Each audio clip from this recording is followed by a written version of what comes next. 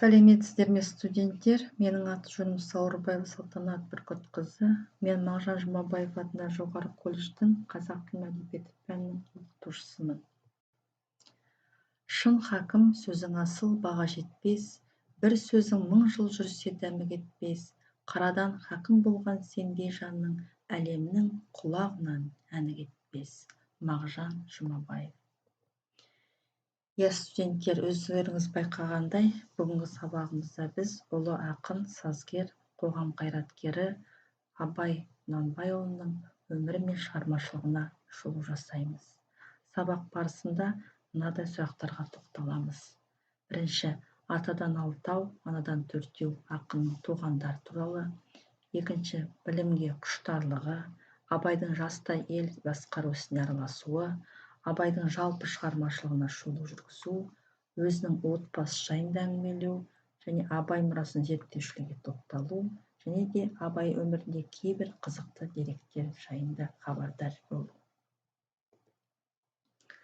Ұлы ақын, ағартушы, философ, композитор, аудармашы, саяси қайраткер, жазба әдебиеті мен қазақ әдеби тілінің негізін салушы, реформатор Абай Құнанбайұлы 1845 жылы Шыңғыстауды жайлаған Тобықты руында дүниеге келді. Әкесі Құнанбай Өскенбайұлы маңайындағы қазақ ауылдары байлары мен билерінің ішіндегі азулыларының бірі болған. Абай Құнанбайдың екінші әйелі Ұлжаннан туады. Ол қаракесек руының шешендік пен мысқылшылдықпен атағы шыққан Шанжар тобының қызы екен. Ұлжаннан Тәңірберді, Абай, Ысқақ, Оспан деген 4 ұл туады. Абайдың бір өлеңінде атадан алтау, анадан төртеу, жалғыздық көрер жерім жоқ деу сондықтан.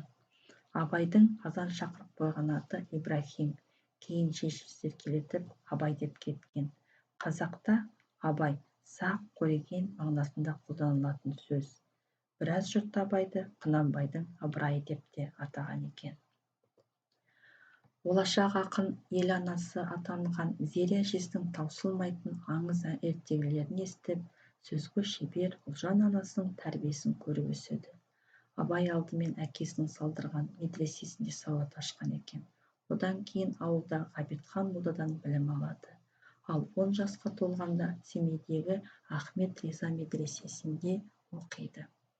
Сол жерде араб пен парсы тілдерін меңгеріп шыққан. Абай дін оқумен ғана шектелмей, білімін өз бетінше жетілдіруге тырысады. Шығыстың Низами, Науаи, Сағди, Хафиз, Физули сияқты ұлы ғұламаларының шығармаларымен танысады. Орысша сауат ашады. Сонымен бірге ағылшын ғалымы Дарвиннің, Шекспирдің шығармаларын оқиды. Соның арқасында дүниетанымын кеңітіп, білімін шыңдай береді. Бір естелігінде Мұхтар Әуезов былай деген екен. Өзі тұстас үлкен кіші балалардың барлығынан сонағұрлым зейінді, ұғымтал және ерекше ықыласты болған. Дәрісте арабша кітапты молдасының бір оқып, бір рет қана түрікше аударып берген сөздерін кітапқа қарамай жатқа айтып шығара алатын зерек болады. Сонымен дәріс үстінде оқылатын сабақтарды оқып білу Абайға өзге балалардан анағұрлым оңай тиген. Көп уақытын алмаған.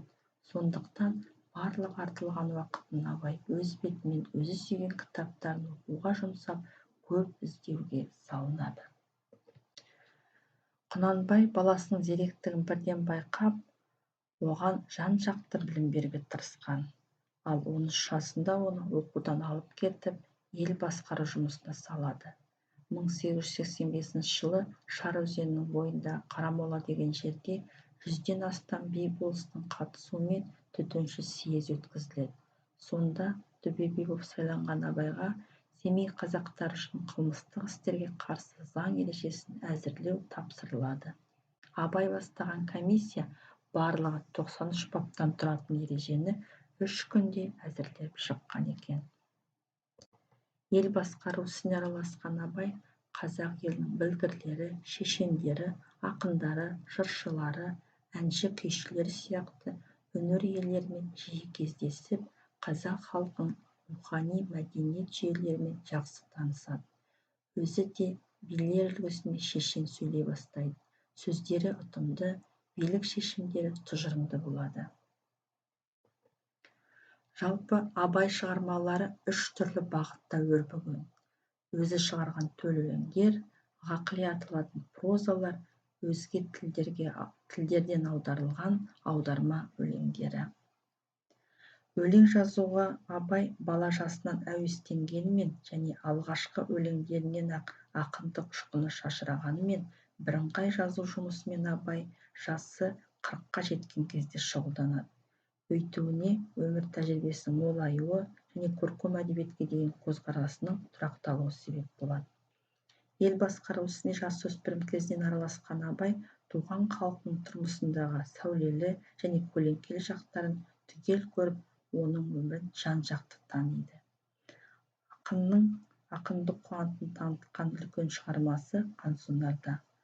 Абай өлеңдерінің ішінде мазмұны жағынан да, көркемдік бітімі жағынан да ерекшеленіп тұрған үздік туындылары көп. 8 аяқ, Қансонарда бүркітші шығаданға, қалың елім қазағым қайран жұртым, желсіз түнде жарық ай сияқты өлеңдерінің әрбіреуі тың дүние, шығармашылық жаңалық.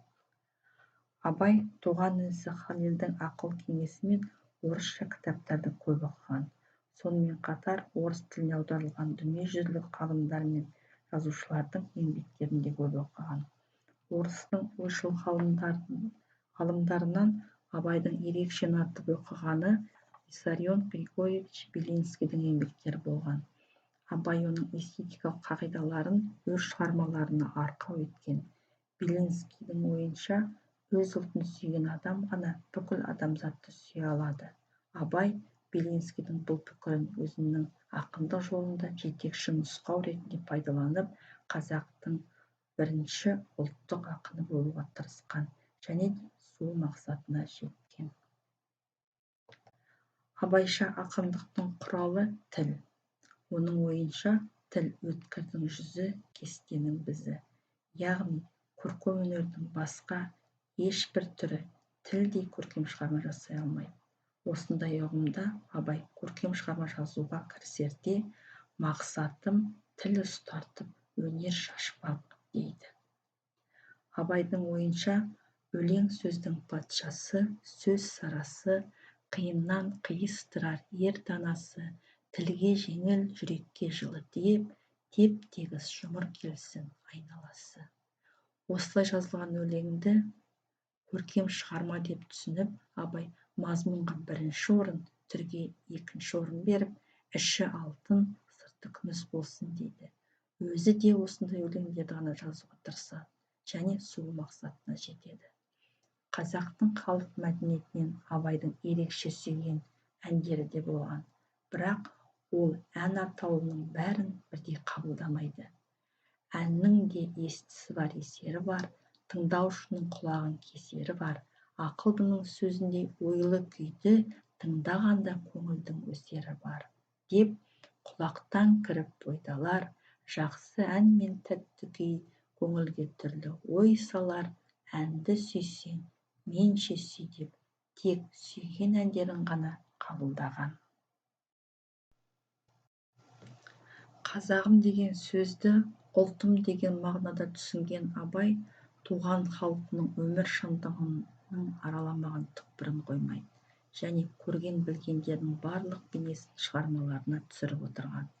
Ол өмір шындығының тіркеушісі емес, көрген білгендердің сыншысы және кем-кетікті қатты сынау арқылы түзетуге тырысушы. Абай малда да бар жан мен тән деп, адамның хайуанаттан айырмашылығы сезімі мен ақылында дейді. Жүректе қайрат болмаса, ұйықтаған ойды кім түртпек, ақылға сәуле қонбаса, хайуанша жүріп күн өтпек. Оның ойынша, ақылдың таянышы ар мен ұят.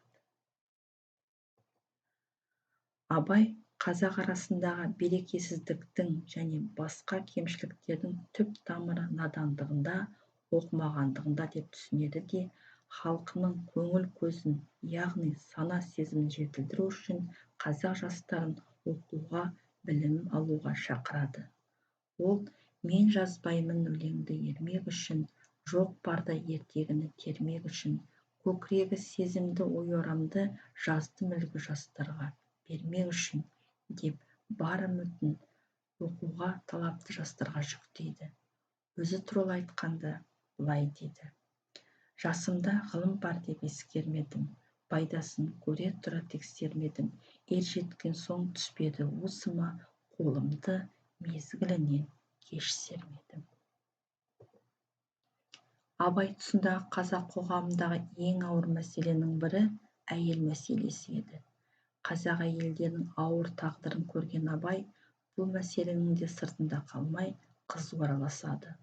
Ол өзінің көркем шығармаларында әйел теңсіздігіне түбегейлі қарсы болады. Әйелді еріне өмірлік дос деп санайтын Абай былай дейді: махаббатсыз дүние бос, хайуанға оны қосыңдар, қызықтан өзге қалсаң бос, қатының балаң досың бар. Абай төл шығармаларымен қатар аудармамен де шұғылданады. Ол 19 ғасырдағы орыс әдебиетін аударған. Олардың ішінде ерекше көңіл бөлгені Иван Андреевич Крылов, Александр Сергеевич Пушкин, Михаил Лермонтовтың өлеңдері. Александр Пушкиннің Евгений Онегин шығармасынан Татьянаның хатын және Ленскийдің сөзін аударады.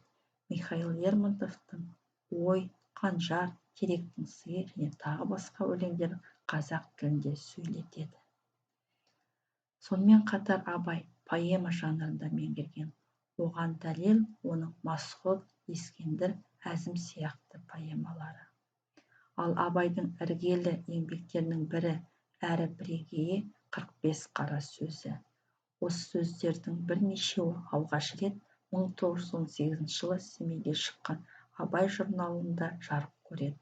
Артынан Абайдың қара сөздері орыс, Қытай, француз және тағы басқа әлемнің көптеген тілдеріне аударылды. Жалпы Абайдың өзінің отбасына келетін болсақ, Абай өмірде 3 әйел алған екен. Бәйбішесі Ділдадан Ақылбай, Әбдірахман, Күлбадан Әкімбай, Мағауия және Райхан дүниеге келсе, екінші әйелі Әйгерімнен Тұрағұл, Микаил, Ескаил және Кенже деген балалар дүниеге келген. Барлығы Абайдың 7 ұл, 3 қыз болған. Ал келіндей алған әйел Еркежаннан ұрпақ көрген жоқ.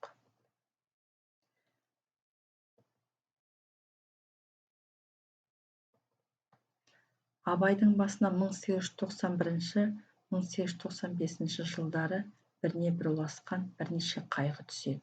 Інісі Оспан, баласы Әбдірахман дүниеден озады. Ал 1904 жылы қатарынан 2 қазаға және ұшырайды. Баласы Мағауия және тұңғыш ұлы Ақылбайдан айырылады. 2 ауыр қазаны көтере алмаған Абай Ақылбайдың 40 күннен кейін өзі де дүние салады. Абайдың бейіті Шыңғыстаудың ығындағы Жидебай аталатын мекенде інісі Оспанның қасына жерленеді.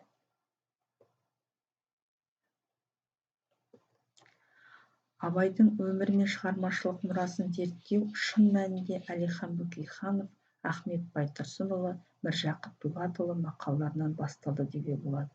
Ахмет Байтұрсынұлының 1913 жылы шыққан Қазақ газетінде Абай қазақтың бас ақыны мақаласында одан асқан бұрынғы соңғы заманда қазақ баласында біз білетін ақын болған жоқ деп Абайды аса жоғары бағалайды. 1909 жылы Санкт-Петербургте басылған Абай өлеңдерінің жинағында ақынның 140-тай өлеңі, сондай-ақ Ескендір, Масғұт поэмалары енеді. Бұл тұңғыш жинақты дайындаған, бастырып шығарған Кәкітай Ысқақұл мен Абайдың баласы Тұрағұл болатын. Кәкітай Ысқақұл бірінші болып ақынның өмірбаянын жазады. Абайдың көзі тірісінде жарық көрген шығармалары көп емес, ақынның өз қолжазбалары сақталмаған. Шығармалар түгелдей дерлік Мүрсейіт Бөкейұлының қолжазбалары арқылы жеткен. Ал Мұхтар Әуезов абайтануды дербес ғылым саласы дәрежесіне көтерді. ол абай жолы эпопеясымен ұлы ақын ағартушының алып тұлғасын дүниежүзі оқырмандарына танымал әдеби бейне қатарына жеткізсе, ғылымда да сондай күрделі еңбек атқарды.